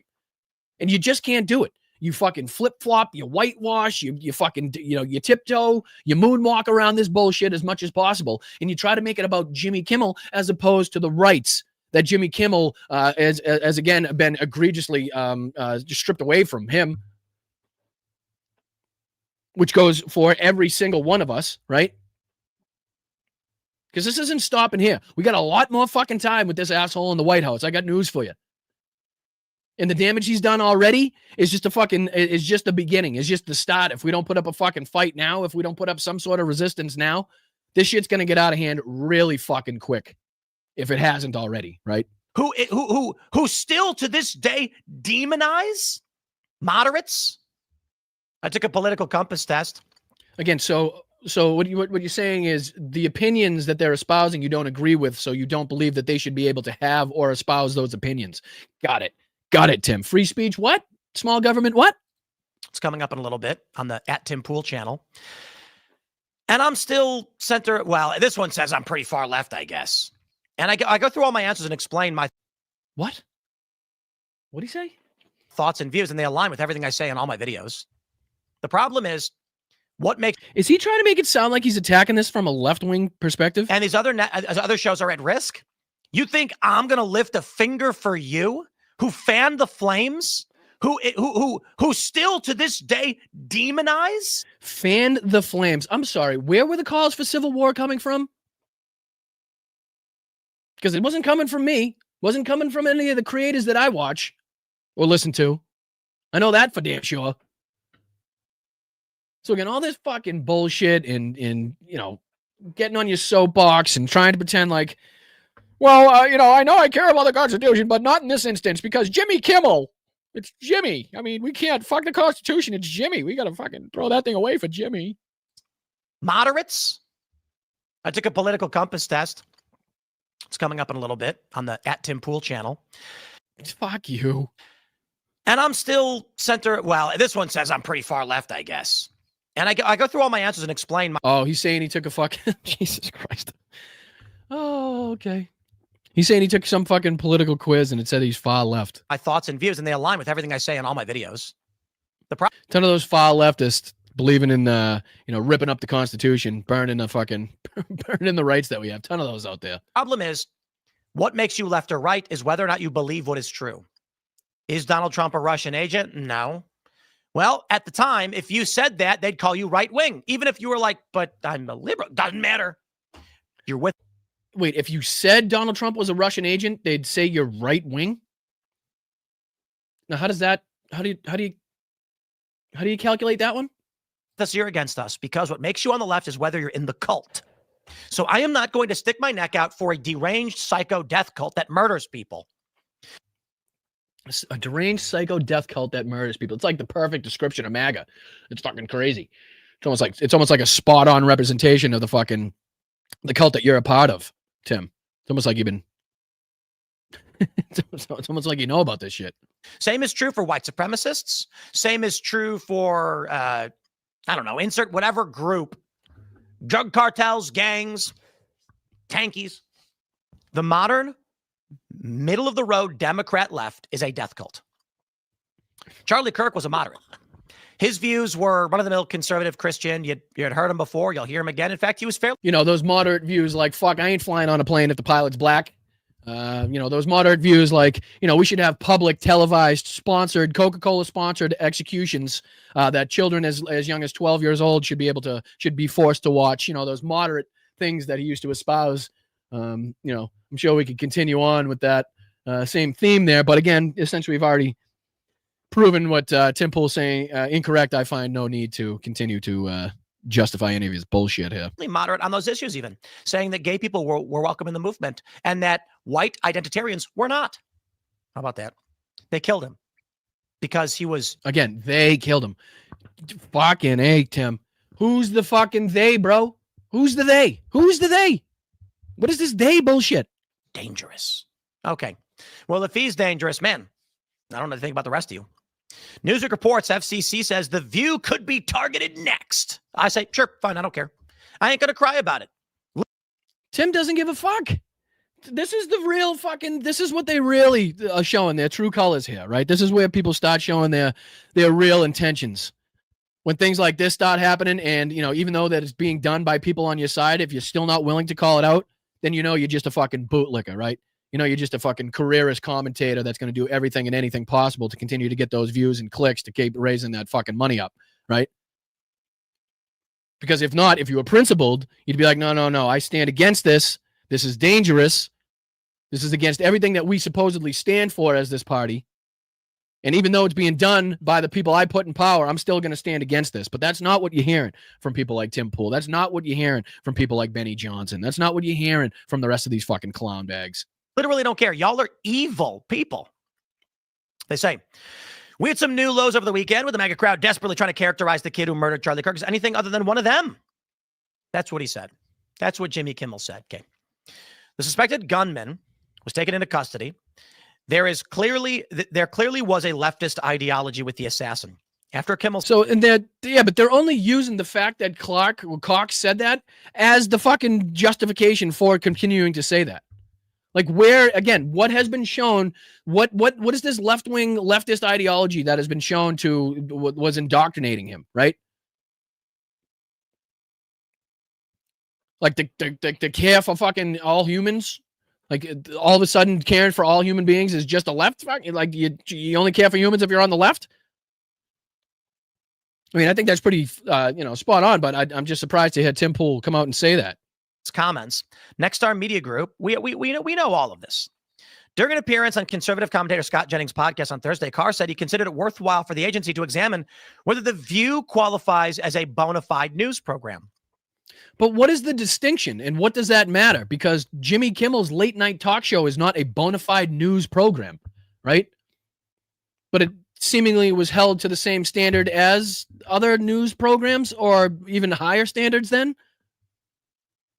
So what is the fucking, what is even coming to the conclusion of whether or not The View qualifies as a bona fide news program have shit to do with whether or not you're going to take them off the air?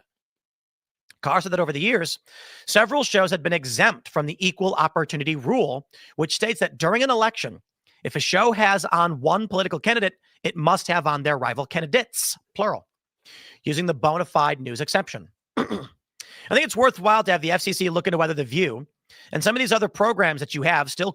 Just go for it. I wonder if you'll find that Fox News had, even relationship, even fucking representation from both Democrats and Republicans in an election year. I'd be curious at how that would go for all of the news organizations, and who would have to, pay a penalty or be removed from the air because of it. Qualify as bona fide news programs and therefore exempt from the equal opportunity regime that Congress has put in place. In a July interview with Fox News, Carr said The View was in the crosshairs of this administration, citing co-host Joy Behar's outspoken criticism of Trump. The View, which is in its 29th season and operates under ABC's news division, did not address the network's suspension of Jimmy Kimmel during its Thursday broadcast.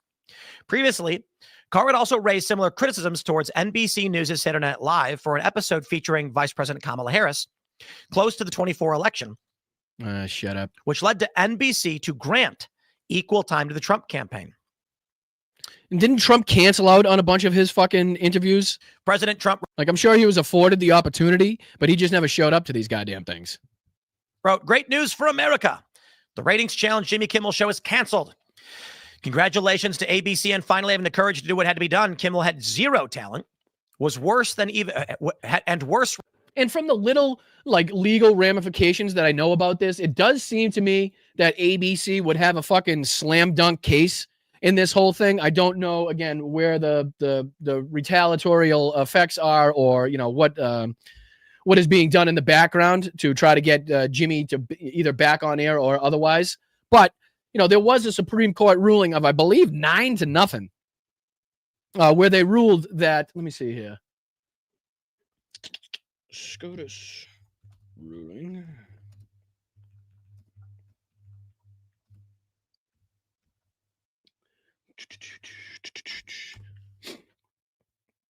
Let's see here. Two notable unanimous free speech rulings by the Supreme Court in 2024 were National Rifle Association versus Avulo, Lidke, and Freed.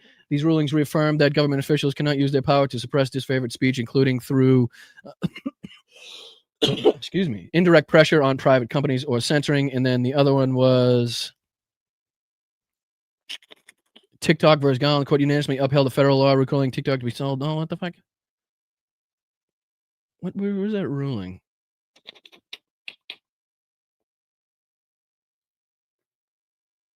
A law requiring adults to verify their age, free speech. First Amendment offers protection for entities engaged in expressive activity, including compiling and curating other speech, is directed to accommodate messages it would prefer to exclude. Also, a state may not interfere with a private act of speech to advance its own vision of ideological balance. And so everyone from fucking Amy Coney Barrett to, as far right as you can get on the court to as far left as you get in the court, Clarence Thomas to Ketanji Brown Jackson, all agreed on one of those rulings there. I still don't know what specific ruling it was, but I think BTC has a video about it if you want to check that one out too, about the ruling. Ratings than even Colbert, if that's possible. That leaves Jimmy Fallon and Seth Meyers, two total losers on fake news NBC. Their ratings also horrible. Do it, NBC. You think I'm going to lift a finger for you? I don't care. These shows are all. And I'm just going to let Tim show his true colors here. This is all this is. Really no fucking, it kind of speaks for itself, right? Again, the free speech warriors, the fucking small government warriors. Don't tread on me. Get out of my fucking business.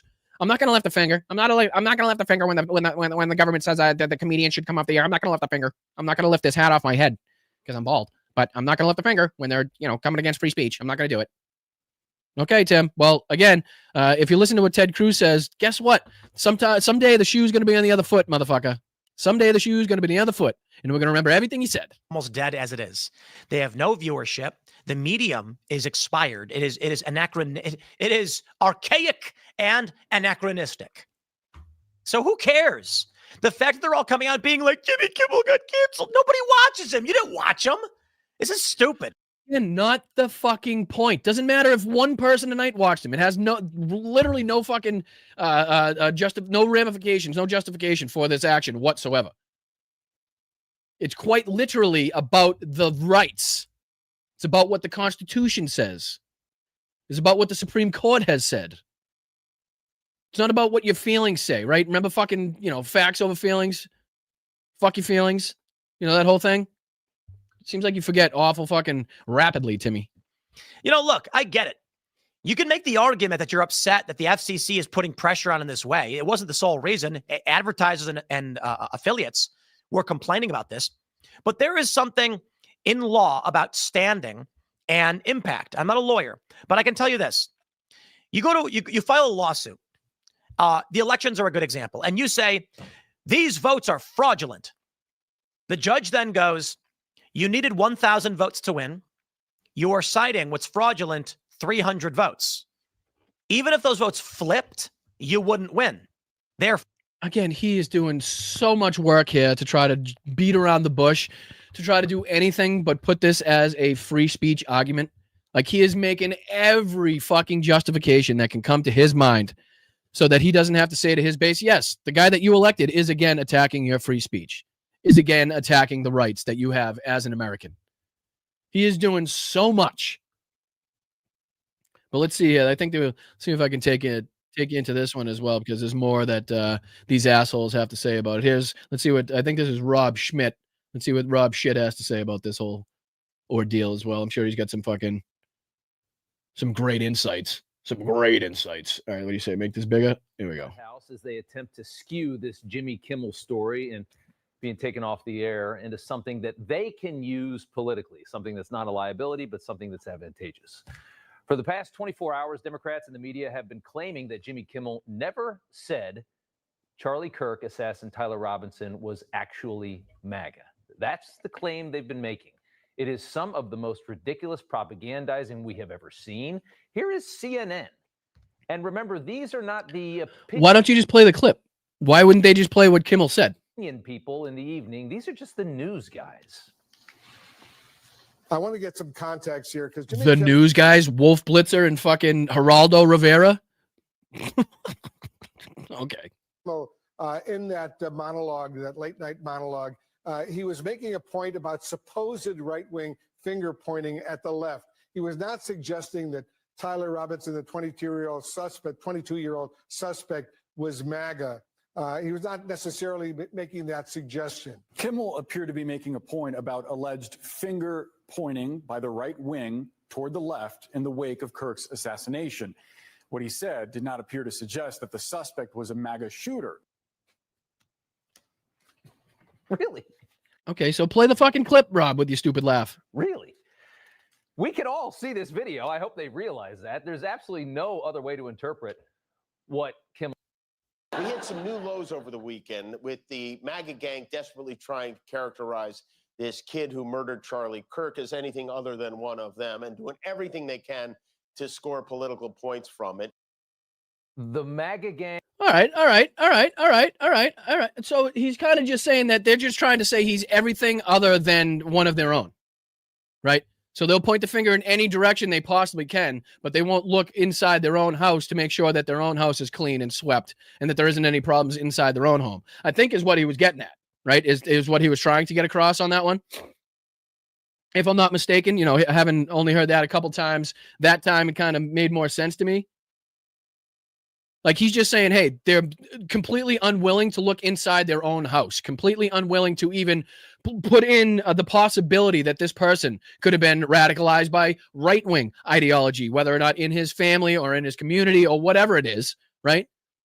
Basically, they're trying to point the finger outward to any other community, any other person, anything to justify, again, being at war or going to civil war or whatever the fuck. So I know now I get what you guys were saying in the chat. I get what you guys were saying in the chat earlier.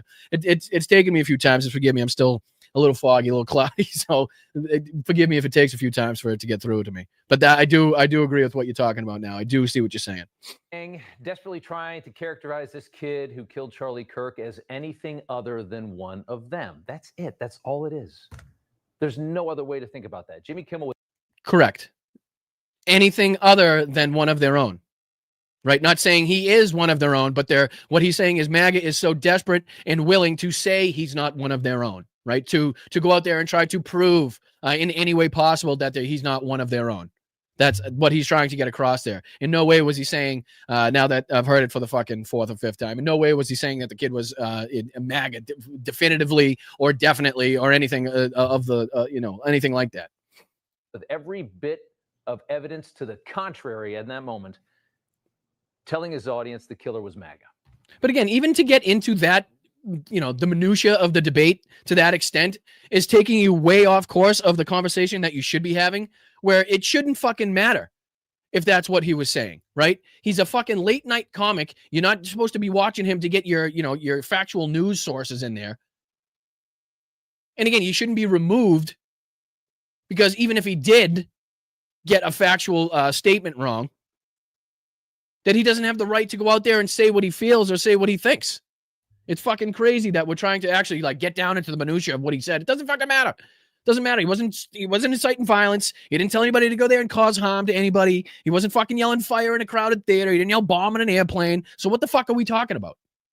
We're talking about a merger. We're talking about buku dollars and big bucks in the background and the FCC and fucking ABC and Next Star, whatever the fuck it is, trying to play ball with Donald Trump to make sure that they get this fucking merger going through. He sounded like Keith Olbermann or some wacko on your Twitter feed. And on top of that, it wasn't even a joke. There was no joke to it. It didn't go on after that. As I said, it was just, that was it. This was a serious. All right. He was factually stating what was going on. Claim where Jimmy Kimmel took the immense credibility that ABC has with its own audience and used it to try and brainwash them over something that they'll never buy, as a way to protect the left from a story that has tremendous liability, the kind of story that will hurt Democrats politically very bad, because Democrats seem, or at least the hard left seems very violent in this moment. What the fuck are you talking about, Rob? The left seems violent? Are you out of your fucking tree? Oh my God. Okay. Shit.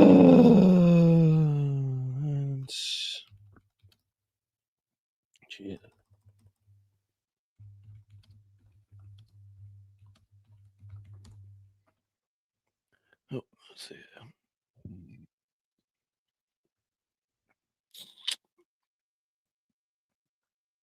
Let's see here. PBS, how recent political violence in the U.S. fits into something. Political violence in recent American history. September 11th, 2025.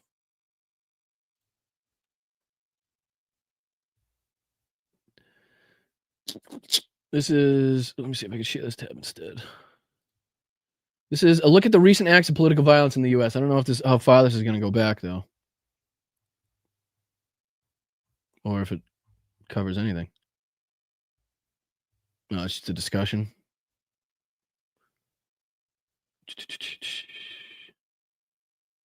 Well, I mean, this kind of puts a damper on what Rob has to say, right? The killing of the Democratic state lawmaker, right?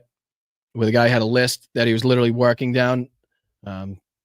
Again, just ridiculous. But let's see here.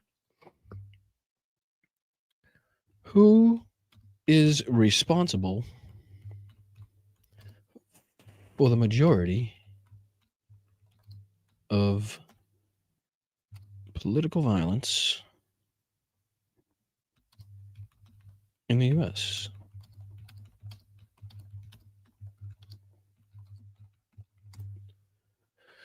Let's see.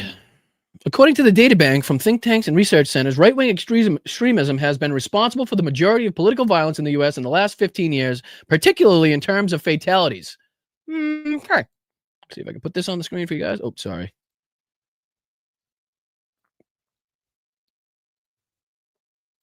All right, and I'll blow that up for you guys so you can see it. All right. According to data from think tanks and research centers, right-wing extremism has been responsible for the majority of political violence in the U.S. in the last 15 years, particularly in terms of fatalities. Majority of extremist violence data from the Center of Strategic and International Studies indicates that right-wing attacks and plots represented the majority of all terrorist incidents in the United States between 1994 and 2020. In some years, this number was high as 2/3 of incidents and even higher in earlier months of 2020. Most domestic terrorism deaths, according to a study analyzed by the Conversation, right-wing extremist violence has caused 75% to 80% of the U.S. domestic terrorism deaths since 2001. Similarly, the Anti-Defamation League reports that 76% of extremist-related murders over the past decade were committed by those on the right. Now, they do say here, left-wing extremist incidents tied to an anarchist or environmental movements have occurred, but they make up much smaller percentage of attacks and fatalities. One analysis found that these incidents account for 10 to 15% of incidents and less than 5% of deaths, in contrast to right-wing violence, which is often focused on people. Left-wing extremist violence is often likely to target property.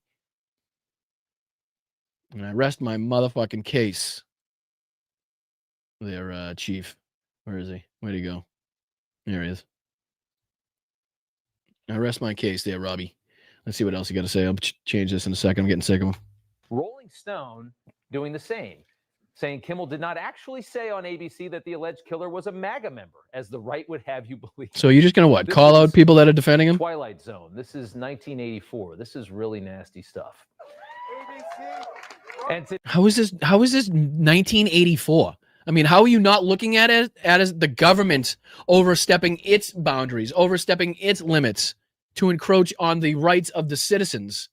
How is that not how you're viewing this if you're talking about 1984? Today, there were protests outside ABC demanding that Kimmel get back on the air. Screams of fascism from the crazy people with signs who always show up when something like this happens. Yeah, telling ABC to grow a fucking pair is what they're telling them. All right, now we got to just dive into, let's see here. Just wanted to check in on some updates on this before I let you go. Get into thanking people for their kind contributions to the channel. Thank you so much, and thank you for your patience.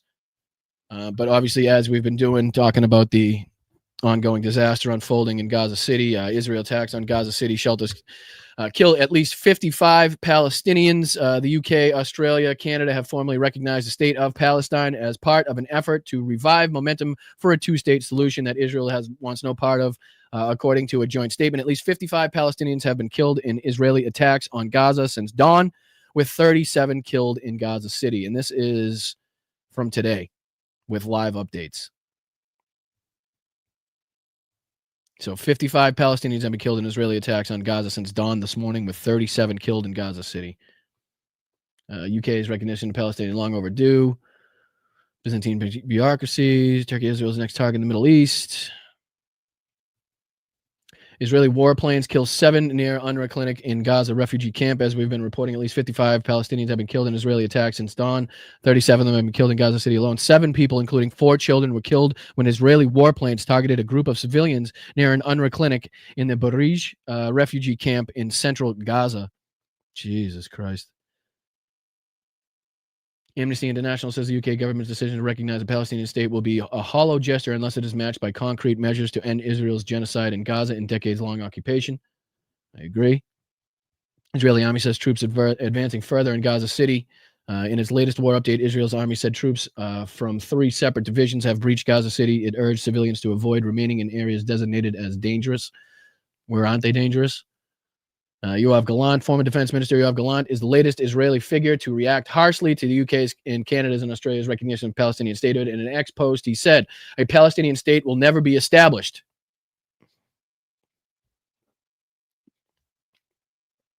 Right. So we got people out there advocating for the two-state solution. Okay. Well, you got fucking one side that has absolutely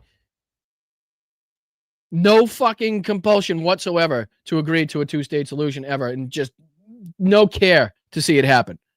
So Yoav Gallant saying a Palestinian state will never be established, and took a swipe at Britain's colonial legacy.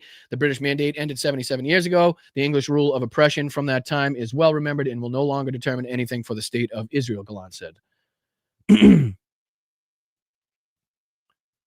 Nuts. Many wondering whether recognition of Palestinian state will help people of Gaza. Yeah, but it's going to take action. It's going to take fucking action. It's going to take more than just recognition. But I just figured we'd dive in there and check on a few of the updates coming from this shithole story. 55 Palestinians dead since dawn. 37 killed in Gaza City alone. Let's see what this is. Actually, I canceled my timeshare. Yeah, it was really easy. What did you just say? Of politicians and public work contractors have been circulating online, but protesters say the worst offender is the president. This highway was where the so-called People Power Uprising ousted Is this even about the same thing? President Ferdinand Marcos Jr. in 1980. Fuck's he in Manila for? Well, that makes no sense. That gave us absolutely no information whatsoever on the rest of that, but what are you going to do? Can't win them all, guys. Can't win them all. Can't win them all. All right, what do you say I get into thanking some people? We'll get out of here a couple minutes early today. Get you guys on your way to enjoying the NFL, your favorite football team. Make sure you're going out and enjoying some good food with some good people, some friends and family. I'll get thanking people on Venmo right now, and then we'll get into the fine people who helped donate on YouTube and otherwise. Thank you guys again for your patience and my absence. I do apologize. But I think those are the first shows that I missed that weren't due to my traveling or whatever, just being not feeling well. So I put in a good run there, and it wasn't like a Cal Ripken run, but it was a run. It was a run. And I appreciate, like I said, your patience. But let me go and see if anybody. So Teague, thank you so much. Jim, I appreciate you, brother. Allison, thank you so much. Nancy, thank you so much as always. Nicole, thank you so much as always. Barbara, for your incredible generosity. Nancy, as again, and Jennifer again. You guys are amazing. I appreciate everybody that takes the time to reach out. You can do Venmo. You can do patreon.com/BostonBrian. You can sign up for a channel membership just underneath me for, I think, $2.99 for the month, or Patreon for a little as $5. You can help out there. I really do appreciate you guys. Let me get into everybody that was kind enough to donate on the old YouTubes here. First being JD. Let's go. Appreciate you guys. Thank you for the 10 gifted. I really do appreciate seeing you guys every single show. You guys are amazing. And I forgot to say happy birthday. Let me see if, did you put one in there? Did you put a happy birthday in there for me to put up there? Let me see. Let me go through them real quick. If not, Rosanna. We got to say happy birthday to Rosanna. For Nordez. I gotta say one in there. So happy birthday. I appreciate it. Thank you for letting me know, Nordez. You are the best. I do appreciate it. So thank you for that and the 10 gifted. Thank you, Slacks, as well. I appreciate you with the $20 gifted, man. You're big help to this channel. Love seeing you here. I appreciate you, man. Love everything that you do, everything that you stand for. Thank you, Angela, for the 5 gifted. Thank you so much, Sarah's, for being here for 8 months. So glad you're feeling better. You were missed. I appreciate that. I really do. I was feeling like you guys were just going to forget about me if I stayed out any longer. We are just glad that you're better. Most of us are pretty loyal. Some of us have been chatting together for years. Well, Wes, thank you so much, brother. I do appreciate that. And I believe we have a Zoom chat coming up as well. So thank you, Wes. Thank you, Sheldon. I appreciate you, brother. Thank you for the 1 gifted. Thank you, Angela, as well. No, Brian, it's worse than that. Trump is effectively leaving Europe unprotected. I wish I had proof it was on purpose. I join you. I have faith. I have faith in their abilities, in the knowledge that they have about the dangers that they have faced for some time now, right? And, again, with the weapons that we, in a roundabout way, are continuing to send, hopefully we can continue to, again, do just enough. I don't know. It's a tough call there, because as long as Trump's in office, I don't know. It's really hard to make a decision or a call or try to figure out which way this is going to go. It's very difficult. It is very difficult. So I appreciate you, Angela. I appreciate you, Neuropilot. Raphael's for Ukraine. Slava Ukraina. I appreciate that. Heroyam Slava is the correct response. Thank you, Alvin, for being here for 7 months. Slava Ukraine. Heroyam Slava, back to you as well. I appreciate you for being here. Thank you for your support. Thank you, Jess, as always. You guys are amazing. Keep going, Brian. Your voice is being heard. Love you. Right back at you guys. Hope you and Danny are well. Hope the kids and the cats are well as well. And thank you so much for being here. I really do appreciate it. Oh, come on. You guys are too nice. You two, there's so much.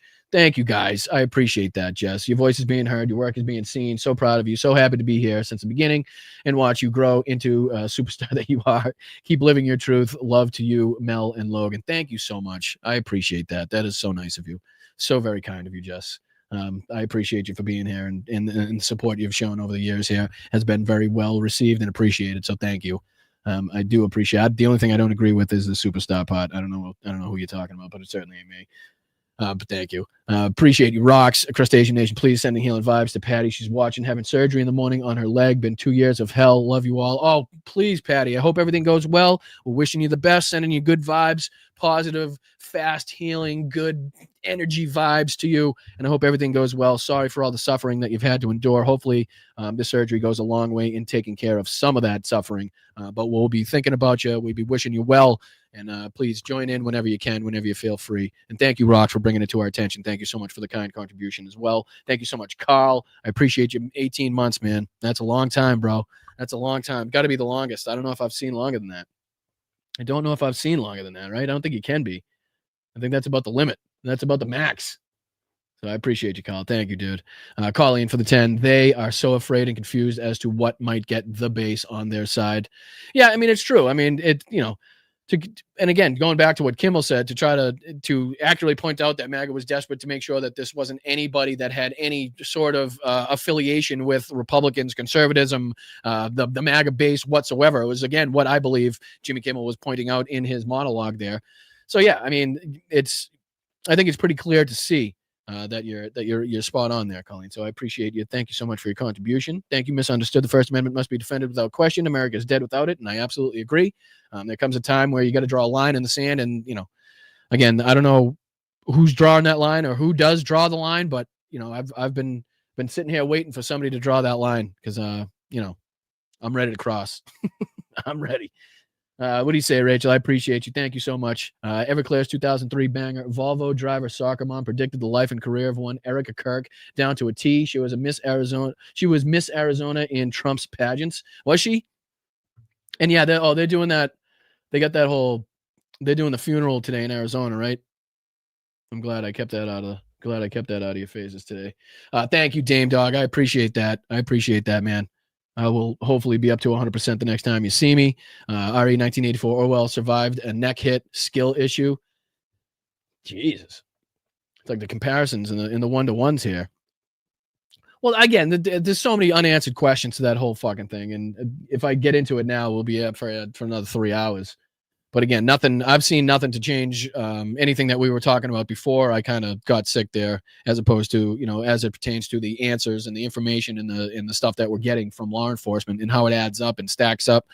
I mean, even there's multiple videos now on YouTube that you can look at from what are, typically gun channels talking about guns, and they're even talking about like what Kash Patel is saying, what the fucking FBI is saying in general, just is not adding up to me. It just does not make sense. So I'm glad I'm not the only one, and you should be glad that you guys aren't the only ones if it's not making sense to you either. But thank you, Rachel. I appreciate that. Thank you, Sylvia Stargal. I appreciate that. Hey, Brian, love that you stream on Sundays. Well, thank you, Stargal. I appreciate that as well. Thank you for the $7. Make sure that you're enjoying your favorite NFL team on these Sundays. Hopefully they do win, but if they're playing my team, hopefully they lose. But thank you, Sylvia. I appreciate you. Thank you, JD. Good to have you back, Brian. Good to be back. Good to feel like I can sit here without keeling over in the chair for 2 hours is good. So thank you, JD. I appreciate that, dude. Thank you, Kimchi. Thanks, and multiple thumbs up being here for 11 months. Thank you for your kind contributions. Thank you for your loyalty. Thank you for your friendship to the channel, Kimchi. We appreciate you very much, and we thank you for being here. That goes for Allie B, the Hood Nymph. Let's go. Happy birthday, Karen Ames. Happy birthday. Happy birthday. We got to get like a happy birthday song so I can stop making an ass out of myself every time somebody has a birthday. But happy birthday, Karen. We wish you the best. We hope you have a great day. And thank you, Allie, for bringing that to our attention. Thank you for being here for 4 months. We really appreciate that. Ruben Michaels, let's go. Better late than never. Doesn't matter. As long as you're here, as long as you're showing up, as long as you're ready to fight, and as long as you're, determined to win, then we'll have you. We'll have you, people. Thank you, Nordes, for another 10. Come on. You're too fantastic to me. You really are just too fucking fantastic. I appreciate that. Hope you guys have a wonderful time celebrating the old festivities together. And thank you again. I really do appreciate that. That's huge. That's huge. Thank you, Neil Cook, as well. Greetings from the UK. Boston boy. What's up, buddy? Now, are you a Boston boy in the UK or a UK boy that's greeting a Boston boy? I'm curious. I'm curious how one would get along moving from Boston, Massachusetts to the United Kingdom. I feel like they might actually understand us a little better over there than like some areas of the fucking United States would. Like they'd be more used to hearing fucking somebody like me talk than like than people in like Kansas or fucking Missouri or whatever would. They'd be like, what the fuck are you saying? I don't know. Just being stupid. I thank you, Neil. I appreciate that. Thanks for the laugh, brother. And thank you to round it out. Thank you, Rachel. I appreciate the Orwell neck joke is courtesy of Kevin Logan. Oh, I got you. I appreciate that, Rachel. Thank you for the clarification. But everybody, I hope you enjoy your Sunday. Thank you so much for your patience. Thank you so much for sticking out the hiatus. I'm sure you had some fabulous content to watch in the meantime. Hope your NFL teams do well. Hope you're watching some football with some friends and some family, having some good food. But we really have to fucking make sure that we're buckling down here, that we're ready to get in the game. We got all our fucking T's crossed and I's dotted and shit, because this is an all-out attack on free speech, an all-out attack on the Constitution, and an all-out attack on Donald Trump's political opponents, which I am one of. So we need to fucking make sure that we stay on top of this and continue to talk about this. Anybody that is dissenting on the other side, we need to continue to highlight that, whether it's fucking Ted Cruz or anybody else. Anybody that's willing to call it out, we need to make sure that we, continue to pry open those cracks in the MAGA base. So I appreciate you guys. Thank you so much for watching today. Hope your NFL team does well. Like I said, get out there, get out of your seat, get into your streets. We need some protests. We need some rallies. Find your nearest one. Get out there with the sign. Get out there with some friends. Get out there with some family. Make sure we're raising some good trouble out there. But make sure you're keeping your head on a swivel, all right? Make sure you're staying safe out there. Make sure you're taking care of each other. I appreciate you guys. I will see you Tuesday for the Tuesday show. Make sure you're hitting that notification bell. Make sure you're hitting that like button on the way out. Make sure you subscribe to the channel. A lot of you guys watch and aren't subscribed. I don't know why. It's free. It doesn't cost you a dime. Just on the way out, hit that subscribe. We're on our way to 15K. I appreciate it, and I'll see you Tuesday. Thank you, mods. I appreciate you. Hope you had a good vacation. We're back at it like a crack addict, though, all right? Thank you, guys. I'll see you Tuesday. Appreciate you. Peace. No, it's one of these buttons, I think. I think it's this one.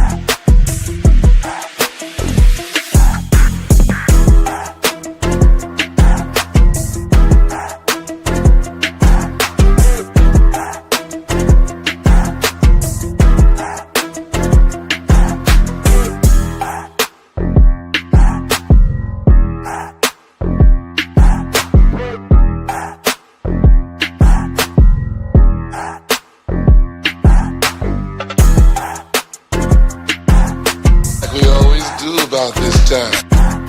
I'm standing up here bashing the living shit out of Nazis. Fucking Nazis.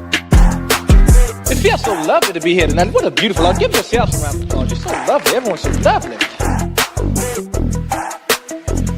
He builds the wall the way he built Trump Towers. We'll be using illegal immigrant labor to do it. I can just tell you that a con artist is about to take over the Republican Party and the conservative movement, and we have to put a stop to it. You referred to my hands. If they're small, something else must be small. Hey, you got a little chubby going there. Brian, you're drunk. You're drunk. You'll have a group of Venezuelan killers, street gangs, occupying the town with MK-47s. I know that gun very well. I get to know it very well. I've become an expert on guns.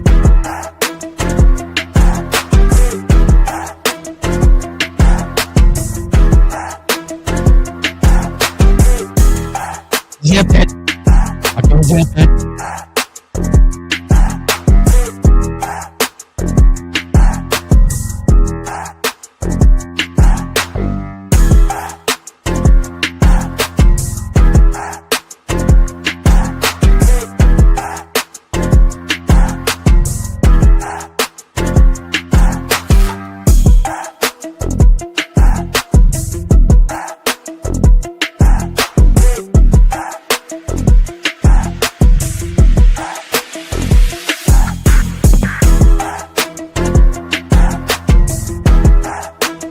Fight uphill, me boys, never fight uphill. They were fighting uphill. He said, wow, that was a big mistake. He lost his great general. And they were fighting, never fight uphill, me boys. But it was too late. Hey, Susie. Thank you, guys. Make sure you hit that like on the way out. I'll see you Tuesday. Thank you, mods. You guys are the best.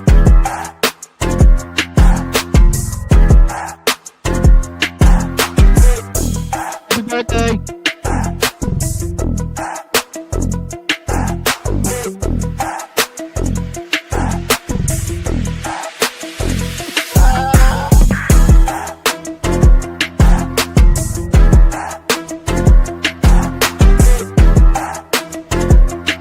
When you ran out the healthy arms, you ran out of really healthy. They had great arms, but they ran out. It's called sports. It's called baseball in particular, and pitchers, I guess you could say, in really particular. Wrong.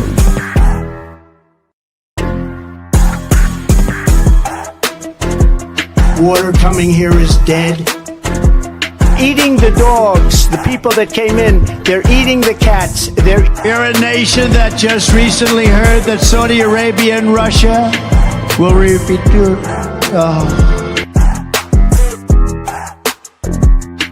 This week it was reported that an illegal and you just look at this, what's happening. No words, I have the best words. But there's no better word than stupid. Vagina. Our army manned the air. It ran the ramparts. It took over the airports. It did everything it had to do. The population in Thailand is 63 million people.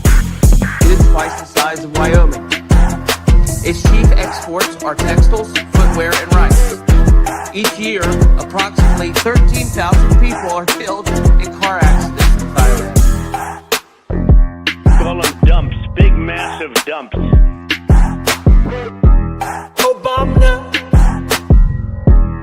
Obama.